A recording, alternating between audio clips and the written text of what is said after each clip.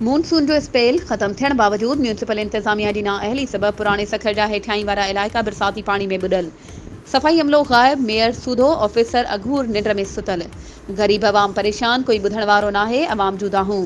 पुराने सखर जे इलाइक़े मीरानी मोहल्लो नुमाइश ग्राउंड वारे इलाइक़े समेत पोइते पयल ऐं हेठाई वारा इलाइक़ा मानसून बरसातुनि जे हफ़्ते बावजूद बरसाती पानी जे निकास खां महरूम, जंहिं सबब उतां जो अवाम सख़्त परेशानी खे मुंहुं ॾेई रहियो आहे। मुतासिर इलाइक़े वासियुनि रईस अबड़ो, प्यार अली मीरानी, आज़म महर ऐं ॿियनि वधीक चयो त बरसाती पानी जे निकाल लाइ UC 6 जे वार्ड 3 ऐं 4 जे काउंसलर समेत चेयरमैन निसार कुरैशी ऐं वाइस चेयरमैन फरहान शेख के मुसलसल दाहण बावजूद ऐं बरसात ख़त्म थिए 4 ॾींहं गुज़रण बावजूद मीरानी मोहल्ले नुमाइश ग्राउंड जे रोड तां पानी न कढियो वियो आहे। रोज़ कई औरतूं ऐं ॿार पानी ऐं गप में किरी ज़ख़्मी थी रहिया आहिनि। हुननि मुतालबो कयो आहे त म्यूनिसिपल सखर जे नाअहल अवामी नुमाइंदनि ऐं ऑफिसरनि ख़िलाफ़ कार्रवाई कई वञे, इलाइक़े मां गंदो पानी निकाल करे रोड ठाराए ॾिनो वञे, ॿिए सूरत में उन्हनि ख़िलाफ़ एहतजाज कयो वेंदो।